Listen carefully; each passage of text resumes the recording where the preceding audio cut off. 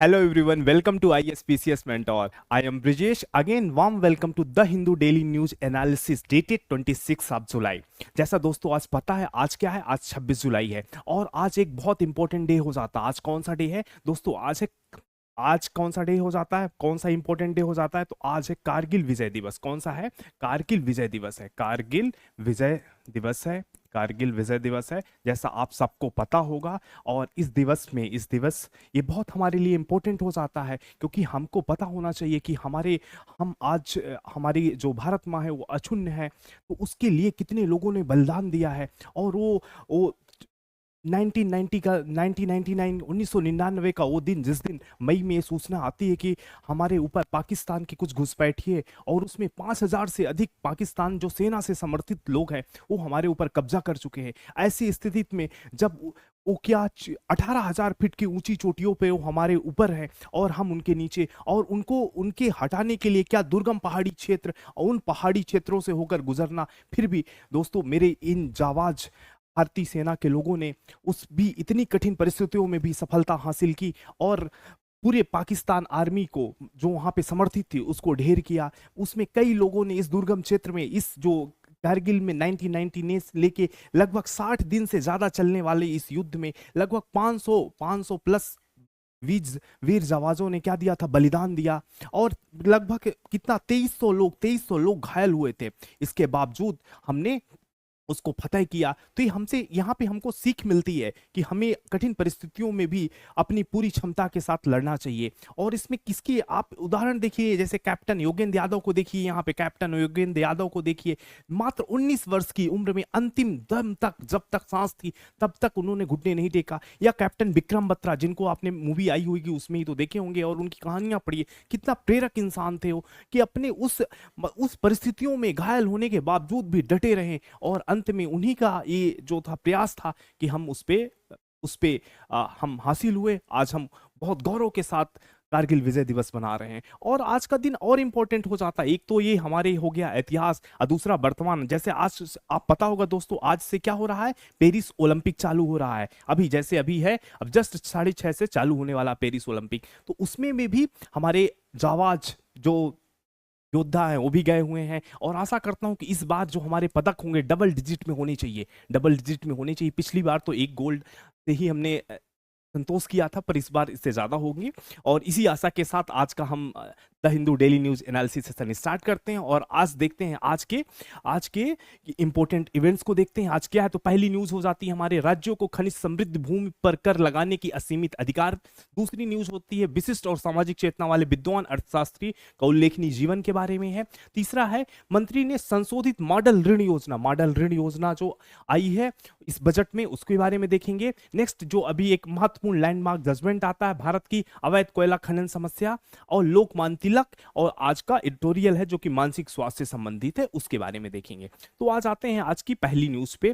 पहली न्यूज क्या है? State have unlimited right to tax mineral rich land. दोस्तों ये है क्या कि ये एक बहुत पुराना 25 वर्षों से चला आ रहा है, ये 25 वर्षों से चला आ रहा है एक पुराना प्रकरण है, जिसमें क्या हुई? संवैधानिक जजों की पीठ थी, संवैधानिक कितनी 9 जजों की पीठ ने, संवैधानिक 9 जजों की पीठ ने 9 जजों की संवैधानिक कॉन्स्टिट्यूशनल बेंच ने डिसीजन दिया है आयो। और ये डिसीजन किस पे आया है? 9 में 8 और 1 से डिसीजन आया है। मींस 8 लोगों ने इस पे एक सहमति और 1 लोगों का अलग सहमति है, तो 8-1 से डिसीजन आया, जिसके बारे में हम डिटेल में बात करेंगे। तो इसमें डिटेल में बात करने के लिए हम देखते हैं इसके बारे में डिटेल में बात करने के लिए। चलिए एक बार हम पहले इसका ओवरव्यू देख लेते हैं कि ये मुख्य बातें क्या है, इसमें जो जजमेंट में आया है वो मुख्य बातें क्या है, इसको देख लेते हैं। तो इसको देखने के लिए पहले हम समझते हैं कि जो अभी जजमेंट आया उसको देखते हैं। उसको देखने के लिए हम देखते हैं कि ये हमने बात किया अभी कि ये कॉन्स्टिट्यूशनल बेंच 9 जज के बेंच ने ये डिसीजन दिया है। और ये डिसीजन किस पे है? ये डिसीजन दोस्तों मेन है स्टेट के राइट पे है। किस पे है? स्टेट के राइट पे है। स्टेट पे किस पे है? टैक्सेशन से रिलेटेड है, कि वो टैक्स से रिलेटेड है। अब बात आती है कि क्या स्टेट में टैक्स जो माइन एंड मिनरल्स में क्या स्टेट का क्या मिनरल्स में क्या स्टेट के क्या पावर है, इस पे बात आती है। तो इस पे आप इशू क्या था इसको समझते हैं। ये अभी अभी स्टार्ट हुआ, ये क्या, ये तमिलनाडु का केस था जो 25 वर्षों था, बट इसमें कई सारे, तमिलनाडु का भी था, वेस्ट बंगाल का भी था, मेघालय का भी था, बट अभी सुप्रीम कोर्ट ने सारे केसेस को एक प्लग करके जो इस पे आगे की सुनवाई किया था। तो उसमें मुख्य विषय क्या थी दोस्तों, इसमें मुख्य विषय थी कि जो सेंटर था, जो केंद्र सरकार था, केंद्र सरकार सेंटर गवर्नमेंट थी, ये क्या करती थी, ये रिस्ट्रिक्ट करती थी, स्टेट को रिस्ट्रिक्ट करती थी, स्टेट को रिस्ट्रिक्ट करती थी। किस पे रिस्ट्रिक्ट करती थी दोस्तों, कि उस पे टैक्सेशन पावर पे, उसके किस पे, टैक्सेशन पावर पे, टैक्सेशन पावर पे, किसके टैक्सेशन पावर पे, ये जो माइन इन मिनरल्स पे टैक्सेशन है, टैक्स लगाने की पावर को रिस्ट्रिक्ट करती थी। और रिस्ट्रिक्ट करने का क्या, जो माइनिंग एरिया है उस पे टैक्स लगाने की रिस्ट्रिक्ट करती थी। और इसका जो सेंटर का जो किस बेस पे रिस्ट्रिक्ट करती थी, तो इसका एमएमआरडीए एक्ट था, एमएमआरडी, इसका बेस क्या था, एमएमआरडीए एक्ट। अब एमएमआरडीए क्या है, तो ये है माइन इन मिनरल्स डेवलपमेंट। ये क्या है, mine in mineral, mineral development, mine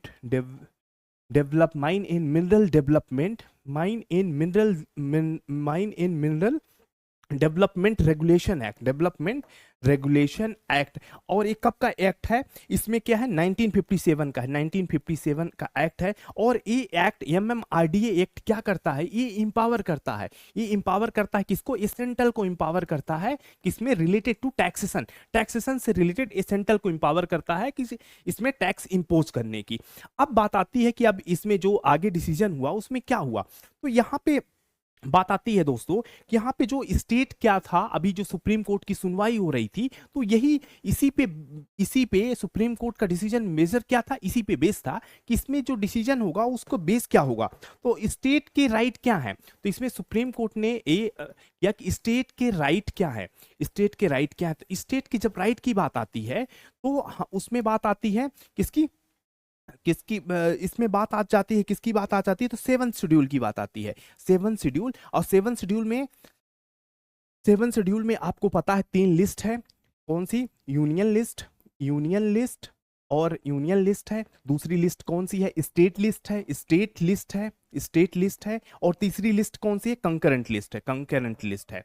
अब बात आती है यहीं पे, इसी का इशू आ जाता है, जो स्टेट लिस्ट है, उस स्टेट लिस्ट की एंट्री नंबर 49 को क्या बात करते हैं दोस्तों, एंट्री नंबर 49, जो स्टेट लिस्ट की एंट्री नंबर 49 है, वह स्टेट को ये ऑर्डर देती है, स्टेट को ये पावर देती है कि वो क्या कर सके, अपने land in mine area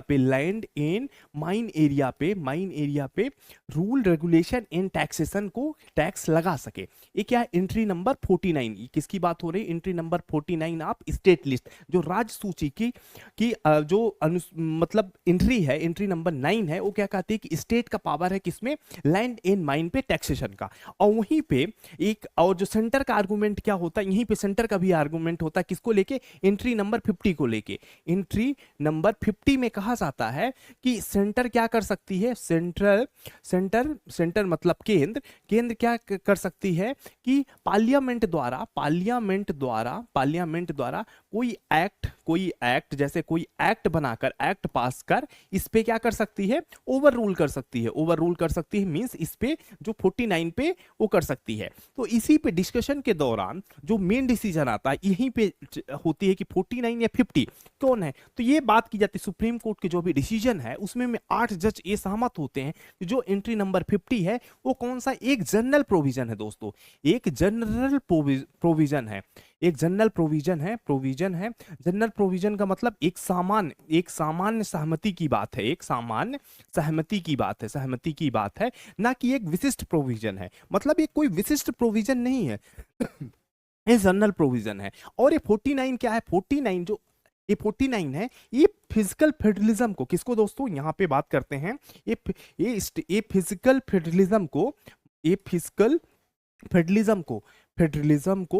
federalism को इंश्योर करती है। अब जब स्टेट क्या होना चाहिए, ये हमारा एक भारत फेडरल स्टेट है ना, तो यहाँ पे जो राज्य होने चाहिए वो क्या होने चाहिए, उसमें फाइनेंशियली इंडिपेंडेंट होनी चाहिए। फाइनेंशियली मतलब वित्तीय रूप से स्वायत्त होने चाहिए, इंडिपेंडेंट होने चाहिए, इंडिपेंडेंट होने चाहिए। और ये एंट्री नंबर जो ये 49 है इंश्योर करती है कि राज्य क्या हो, फाइनेंशियली इंडिपेंडेंट हो, और इसी पर प्रायोरिटी दी गई है। और दूसरी बात आती है, एक और थी, दूसरा क्या है, एक तो 7 शेड्यूल, दूसरा अनुच्छेद आर्टिकल 249। आर्टिकल 249 में क्या है कि राज्यसभा सॉरी राज्यसभा या राज्यसभा जो है मतलब कोई प्रस्ताव लाए जो कि 2/3 बहुमत से पास करके किसमें किस पे स्टेट लिस्ट पे कोई भी कानून या नियम बना सकती है। तो इन दो मेन जो हमारे संवैधानिक प्रावधान थे, इन दो संवैधानिक प्रावधान, ये दो संवैधानिक प्रावधानों से ये देखते हुए ये जो डिसीजन आया है, इसमें सुप्रीम कोर्ट ने क्या कहा कि जो एंट्री नंबर 49 है वही वैलिड है, और 50 क्या है, एक जनरल प्रोविजन है। इसलिए अनुच्छेद 50 को जो एंट्री 50 है इसको मान्यता ना देते हुए किस पे वरीयता दी गई है, एंट्री नंबर 49 को वरीयता दी गई है। मींस स्टेट का पावर है कि क्या कर सकती है, वो टैक्स इंप्लॉय कर सकती है किस पे, उसके अपने लैंड रिसोर्सेज पे, मिनरल रिसोर्सेज पे टैक्स लगा सकती है। तो ये बातें हो गई, ये मुख्य बातें थी, इसकी बात हो गई। 7 शेड्यूल में आपको पता है कि किसमें यूनियन लिस्ट, स्टेट लिस्ट और कंकरेंट लिस्ट होती है, और इसके अलावा अगर कोई रिजिडरी, अगर कोई और जो विशेष शक्तियां बसती हैं उस पे कानून बनाने की शक्ति किसके, उसको बनाने की शक्ति सेंटर को है। तो ये मुख्य बातें हो गई इससे रिलेटेड। और इसमें और डिस्कस हुआ, इसमें एक चीजों का और डिस्कशन हुआ है दोस्तों, वो किसका हुआ है, तो उसमें डिस्कशन हुआ है, तो एक बात और हुई, किस पे बात हो गई रॉयल्टी और टैक्स की। तो टैक्स में हमने देखा ये टैक्स का डिसीजन, टैक्स क्या है, स्टेट पे है। कैसे स्टेट पे है कि स्टेट लिस्ट की एंट्री नंबर 49 इसको इंश्योर करती है। जो हमारी दूसरी लिस्ट है स्टेट लिस्ट, उसकी जो एंट्री है, एंट्री नंबर 49, एंट्री नंबर कौन सी, 49, ए 49 की बात हो रही है। एंट्री नंबर 49 इंश्योर करती है कि किसके पास पावर है, स्टेट सब्जेक्ट में लॉ बनाने के लिए या कि टैक्सेशन इंप्लॉय करने के लिए, तो स्टेट के पास पावर है। वहीं जब बात आती है कि रॉयल्टी, तो रॉयल्टी के लिए सुप्रीम कोर्ट कहता है, सुप्रीम कोर्ट कहता है कि रॉयल्टी क्या है, ये दो एंटिटी के मध्य क्या है, एक एग्रीमेंट है, एक क्या है, एग्रीमेंट है। जैसे बात करते हैं हम किस पे, हम एक पब्लिशर, हम बुक लिखते हैं, तो हमारे एक पब्लिशर और हमारे बीच में क्या है, एक एग्रीमेंट होता है ना कि हम इतने परसेंट आप पब्लिश करिए, सेल करिए, और इतने परसेंट इस बुक की हमें रॉयल्टी चाहिए। तो इसी तरीके से क्या है, एंट्री है एग्रीमेंट के। अब इसमें बात होती है कि स्टेट क्या करता है, एक पार्टी हो गई स्टेट, और जिसको सपोज अगर कोई लैंड माइन है जिसके ऊपर इंपोज करती है, जो मतलब लैंड माइन है जिसको वो क्या करती है, मतलब उसको आवंटन करती है। इन दो के मध्य क्या है, एक तरह से एग्रीमेंट है। तो रॉयल्टी किसकी विषय होगी, रॉयल्टी कौन लेगा, जिसके पास, इसको स्टेट को मिलेगा ना। तो यहां पे सुप्रीम कोर्ट ने टैक्स और रॉयल्टी में क्या डिफरेंस भी क्लियर किया हुआ है। तो ये बात हो गई, तो इस आर्टिकल में मुख्यतः इसी बातों की बात की गई है। यहाँ पे बहुमत का निर्णय हुआ था। यहाँ पे रॉयल्टी क्या है, रॉयल्टी एक कर नहीं है। यहाँ पे बात हो गई ना कि रॉयल्टी स्टेट के पास जाती थी। तो यहाँ पे जो उसका मुद्दा था केंद्र का कि राज्य तो भी तो पैसा मिल ही रहा है रॉयल्टी के थ्रू। तो यहाँ पे रॉयल्टी को एक अलग किया गया कि रॉयल्टी क्या है, टैक्स नहीं है। ये दो एंटिटी के मध्य दो अनुबंधों पर आधारित भुगतान है। तो ये बात हो गई। ये मुख्य मतलब इस जो न्यूज़ थी इसका मुख्य उद्देश्य था कि इसमें क्या हो गया, आपको समझ में आ गया कि स्टेट के पावर है किसमें, माइन और मिनरल पे टैक्सेशन करने के लिए, माइन और मिनरल्स या कि जितने भी लैंड रिसोर्सेस होंगे उसमें स्टेट के पास पावर है किस पे, टैक्स इंपोज करने का। तो ये न्यूज़ ये हो गई। अब हम बढ़ते अगली न्यूज़ पे। दोस्तों ये हमारे एग्जाम के पर्सपेक्टिव से उतना इंपॉर्टेंट नहीं है, आपको पता होना चाहिए किसकी बात की जा रही है। थॉमस कुरियन की बात हो रही है यहाँ पे, किसकी, थॉमस कुरियन की बात हो रही है। थॉमस कुरियन क्या है, प्रसिद्ध अर्थशास्त्री हैं, क्या है, इकोनॉमिस्ट हैं। ये क्या है, इकोनॉमिस्ट हैं, आपको पता होनी चाहिए, इकोनॉमिस्ट हैं। और इन्होंने गरीबी को प्रभावी ढंग से संबोधित ना करने के लिए मुख्य धारा के अर्थशास्त्रों जो इकोनॉमिस्ट हैं, जो गरीबी को पूरी तरीके से मतलब एक तरह से हम क्या करते हैं, एड्रेस ना करने के कारण जो मेन हेडलाइन जो इकोनॉमिस्ट है इनको इन्होंने क्रिटिसाइज किया है। कुरियन जी ने क्रिटिसाइज किया है उनको। इनके बारे में मुख्य चीजें यही है, क्या है, इकोनॉमिस्ट है, आपको बस इतनी पता होनी चाहिए। ये इस पे इकोनॉमिक्स पे 15 प्लस किताबें लिखी हैं, 15 प्लस किताबें लिखी हैं। ये बात हो गई। अब हम आगे बढ़ते हैं। नेक्स्ट है minister launch revamped model skill loan scheme. ये क्या है, मिनिस्टर क्या किए हैं, लॉन्च किए हैं क्या, revamped model skill loan scheme. अब यहाँ पे बात हो रही है कि मॉडल स्किल क्या है, मॉडल एक तरह से model skill loan, skill loan ये क्या है, रिवैम्प्ड किए हैं, मतलब ये पहले से चली आ रही है। तो पहले से कौन सी थी, जो ये पहले से चली आ रही थी, ये कौन सी स्कीम थी, CGFYSD। ये पहली स्कीम थी जो 2015 से ही, एक्चुअली 2015 से इम्प्लीमेंट हुई, उसके पहले 2009 में भी ये आई थी। तो 2015 से चली आ रही थी और इसी को क्या किए हैं इन्होंने, रिवैम्प किए हैं, मतलब फिर से उसको अलग, इसकी जो कमियां थी उसको दूर किए। तो सबसे पहले हमको समझना होगा इस स्कीम के बारे में। इस स्कीम के बारे में हम बात करते हैं तो सबसे पहले इसके लिए हम बात अलग से हम बात कर लेते हैं। किस स्कीम की बात कर रहे हैं यहाँ पे, कौन सी है देख लेते हैं हम, CGFSSD, CGFSSD इसकी बात कर रहे थे। तो यहाँ पे CGFSSD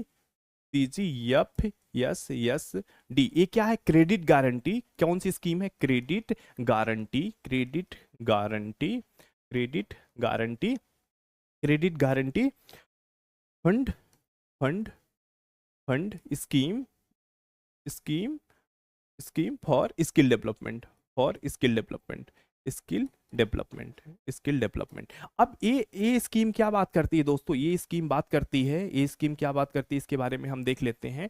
ये स्कीम बात करती है कि ये क्या करती है कि कोई भी क्रेडिट जो हम बात कर रहे हैं स्किल डेवलपमेंट के लिए, स्किल डेवलपमेंट के लिए, स्किल डेवलपमेंट के लिए हम कोई भी अगर कोर्स कर रहे हैं, ये ज़्यादा मोटा हो जा रहा है। हाँ, स्किल डेवलपमेंट के लिए हम क्या कर रहे हैं, अगर हम हाई स्किल कोई कोर्स कर रहे हैं, हाई स्किल के लिए कोई कोर्स कर रहे हैं, कोर्स कर रहे हैं, तो ये क्या करता है, लोन प्रोवाइड करता है। ये क्या है, क्रेडिट गारंटी फंड है, स्कीम है ना, ये क्या करता है, लोन प्रोवाइड करता है, लोन प्रोवाइड करता है इस स्कीम में। और ये लोन कितने का था, तो 1.5 लाख का था, 1.5 लाख का, 1.5 लाख का इस स्कीम के तहत लोन था।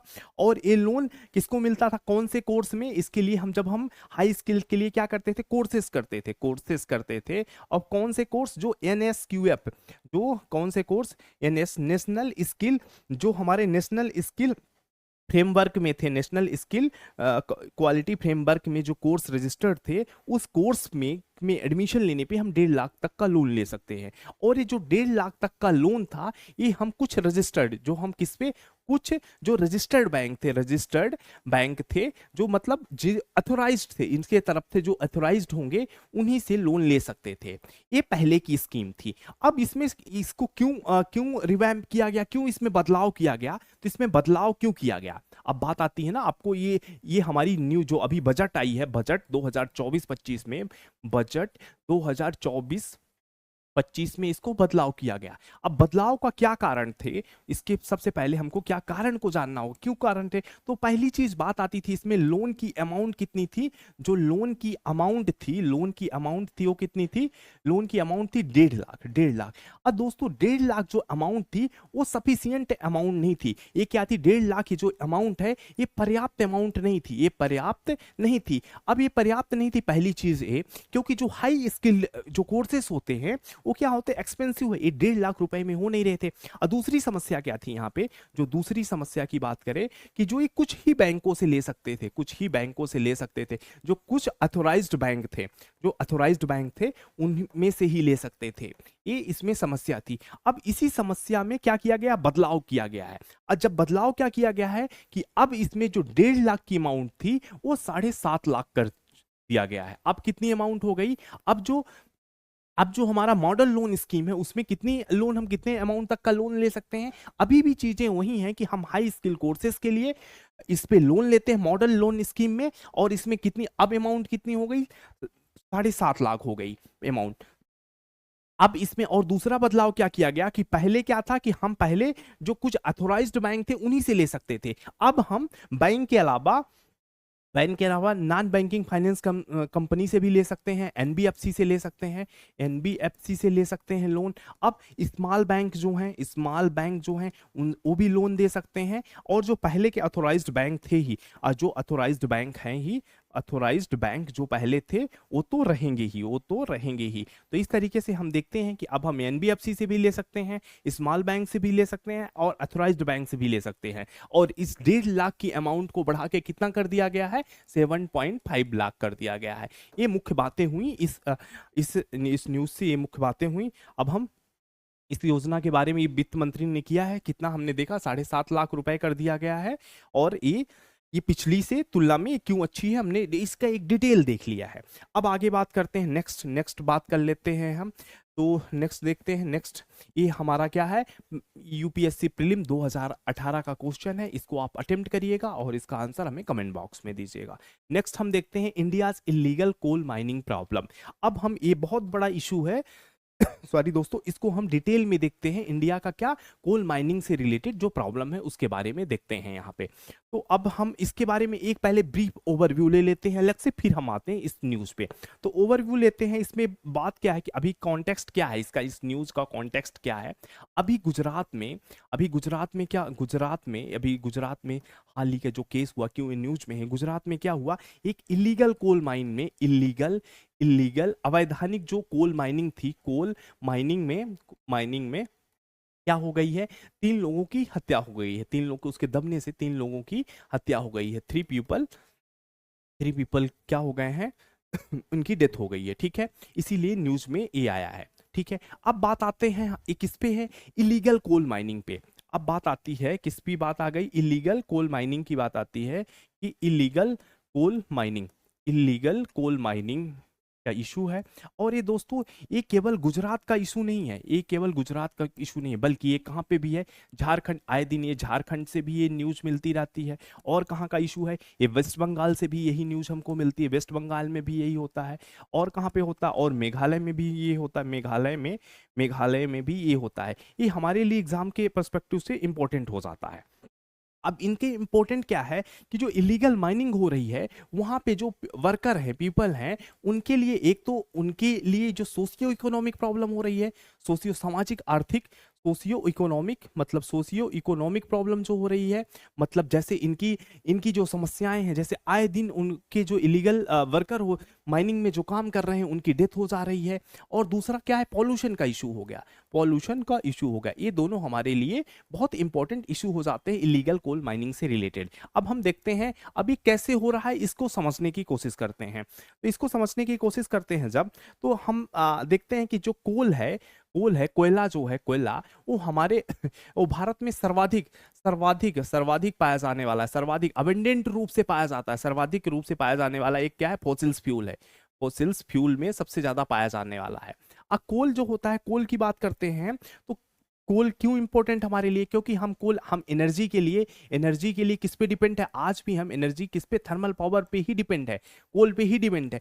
जो हमारी 50+ जो बिजली हम यूज कर रहे हैं, किससे यूज कर रहे हैं, कोल से यूज कर रहे हैं। और दूसरा किसके लिए कोल जरूरी हो जाता है, जैसे स्टील इंडस्ट्री के लिए, कंबस्टन पर्पज से स्टील इंडस्ट्री के लिए भी ये जरूरी हो जाता है। अब बात आती कोल की, जब हम बात कर रहे हैं तो कोल 2 टाइप्स के होते हैं। एक एक एक होता है, एक कौन सा कोल होता है, एक कोकिंग कोल होता है, और दूसरा क्या होता है, नॉन कोकिंग होता है। जो कोकिंग कोल जो होता है वो दोस्तों, उसका यूज कहाँ पे होता है, उसका यूज स्टील इंडस्ट्री में होता है, स्टील इंडस्ट्री में या मेटलर्जी इंडस्ट्री में इसका यूज होता है। और जो नॉन कोकिंग कोल है उसका यूज कहाँ पे होता है, उसका यूज एनर्जी में होता है, थर्मल पावर प्लांट में होता है। अब हम बात आते हैं ये आगे इशू कैसे बढ़ रहा है। जो कोल है दोस्तों, कोल का नेशनलाइजेशन होता है, इंदिरा गांधी की गवर्नमेंट में इसका नेशनलाइजेशन होता है, जिसमें से 1971 में इसका किसका होता है, जो कोकिंग कोल है, कि कौन सा कोकिंग कोल है उसका होता है। और 1973 में नॉन कोकिंग कोल का क्या होता है, ये नेशनलाइजेशन होता है। और मुख्य रूप से यहाँ कौन सी कंपनी काम करती है, तो NCL, national coal limited, national coal limited इसमें क्या करती है, नेशनल कोल लिमिटेड इस पे जो मुख्य है, इसी की क्या है, इसमें कोल के सेक्टर में इसकी क्या है, मोनोपोली है। और कोल का जो आवंटन होता है कौन किसके द्वारा होता है, आवंटन भी जो किसके होता है, केंद्र सरकार के द्वारा होता है, केंद्र सरकार के द्वारा इसका आवंटन होता है। अब इलीगल कोल माइनिंग की, ये तो हो गई कोल से रिलेटेड बेसिक बातें। अब बात आती है इलीगल कोल माइनिंग क्यों हो रही है, इसके लिए क्या कारण है। तो दोस्तों जैसे अगर कोई कोल माइनिंग है तो पहले किसको होगी, कौन काम कर रही है, हमने बात किया कि एनसीएल काम कर रहा है, नेशनल कोल लिमिटेड काम कर रहा है। पर जब वहां की उस कोल, अगर कोई हम बात कर रहे हैं कोल की साइट है, कोल माइन है कोई, अब उस कोल में क्या हो गया, उस क्वालिटी का कोयला नहीं निकल रहा है, उस क्वालिटी का कोयला नहीं निकल रहा है जो क्या इंडस्ट्री पर्पज से यूटिलाइज है। अब इस कोल माइन को क्या किया जाता है, अबंडेंट रूप से छोड़ दिया जाता है, अबंडेंट रूप से छोड़ दिया जाता है। अब यहीं पे बात आ जाती, क्या आ जाते हैं यहीं पे, इसको कौन कैप्चर कर लेते हैं, एक कोल माफिया इसको क्या कर लेते हैं, कैप्चर कर लेते हैं। अब कोल माफिया का क्या है, यहाँ पे नेक्सस होता है, यहाँ पे एक इनका नेक्सस बन जाता है, जो लोकल पुलिस हो गई और पॉलिटिशियन से क्या हो गया, नेक्सस बन गया। अब ये क्यों कैप्चर करते हैं, क्योंकि दोस्तों अभी भी इसमें कोल है बट उस लेवल का नहीं है, इस वजह से इसमें क्या हो गया, इसको उसने एनसीएल ने छोड़ दिया। अब इस कोल पे क्या कर दिया, वो कैप्चर कर लिया इस कोल माइन पे कोल माफिया। अब कोल माफिया क्या करेंगे, लोकल लेबर जो होंगे और उनको स्पेशली जो पुअर जो लोग होंगे, गरीब होंगे, उनको क्या करेंगे, उनको माइनिंग में लगाएंगे। अब ये जो माइनिंग में लगा रहे हैं, इनको कोई भी सेफ्टी नहीं होती है। इनके लिए मेन इशू क्या है कि इस कोई भी सेफ्टी प्रोवाइड नहीं करते हैं, कोई भी सेफ्टी नहीं, कोई प्रोटोकॉल नहीं, कोई स्टैंडर्ड नहीं। जैसे स्टैंडर्ड की हम क्या बात करते हैं, जैसे ना तो इसको इनके लिए हेलमेट दिया जाता, ना तो मास्क दिया जाता और ना ही इनके लिए कोई ऑक्सीजन सिलेंडर दिया जाता, ना ही ऑक्सीजन सिलेंडर दी। अब ये गरीब होते हैं, सस्ते लेबर का यहीं पे यूटिलाइज करते हैं। अब ये इतनी खतरनाक है, ये जो माइन है, यहाँ से कई जहरीली गैस निकलती, आए दिन इसी के कारण लोग मरते रहते हैं, जहरीली गैस तक निकलती। जैसे हम बात करें कार्बन मोनोऑक्साइड और यहाँ से मरकरी निकलती है। और इसका ये तो हमें सोशियो इकोनॉमिक कॉन्सेप्ट पे हम देख रहे हैं। इसका जो है पर्यावरणीय भी है, इन्वायरमेंटल भी है। पर्यावरण में जब हम देखते हैं तो जो ये मरकरी निकल रही है और कई तरीके से जो ये मिनरल्स निकल रहे हैं, ये क्या हो रहे हैं, वाटर के साथ कंटामिनेट कर रहे हैं, उस एरिया को क्या कर रहे हैं, कंटामिनेट कर रहे हैं, वाटर को क्या कर रहे हैं, प्रदूषित कर रहे हैं, और एक कितनी बड़ी समस्या बन जा रही है।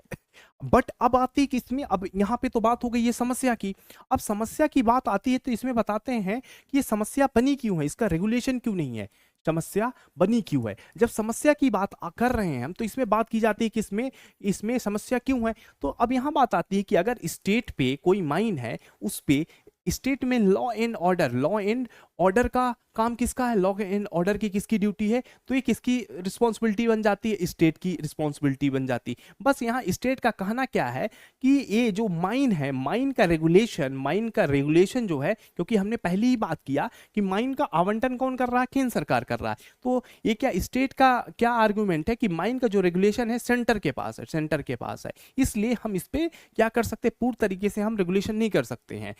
ये जो मेन है, ये रेगुलेशन की समस्या, जिसके कारण ये समस्या बनी हुई है।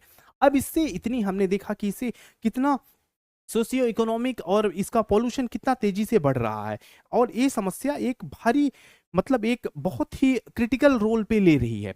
अब इसी समस्या के बारे में यहाँ पे बात किया जाए, अगर यहीं पे अगर और बात करते, जैसे मेघालय में आपने सुना होगा, मेघालय में आए दिन ये घटनाएं होती रहती है। जैसे मेघालय में रैट होल माइनिंग होती है। अब ये रैट होल में क्या होता है, एक आदमी बस के जाने की, उस पर एक आदमी बस जा सकता है। और ड्यूरिंग जैसे मानसून सीजन में हम देखते हैं कि जब यहाँ बारिश होती है, तो इस बारिश होने के कारण यहाँ पे ये क्या हो जाता है, वो होल पूरी तरीके से वो धंस जाता है, तो उससे क्या होता है, वहीं पे उसकी डेथ हो जाती है, बट इसकी कोई रिस्पॉन्सिबिलिटी नहीं होती है। तो मुख्यतः ये बातें थी, ये समस्या थी, इसी के बारे में ये आर्टिकल डील करता है। इसकी मुख्य चीजों को हमने यहाँ पे डिस्कस कर दिया है। अब हम बात करते हैं, अब नेक्स्ट आर्टिकल ये हमारे नेक्स्ट है, ये तिलक के बारे में, पर्सनालिटी। तिलक के बारे में दिया गया है, यहाँ पे आप पीडीएफ में है, इसको आप यहाँ से पढ़ लीजिएगा।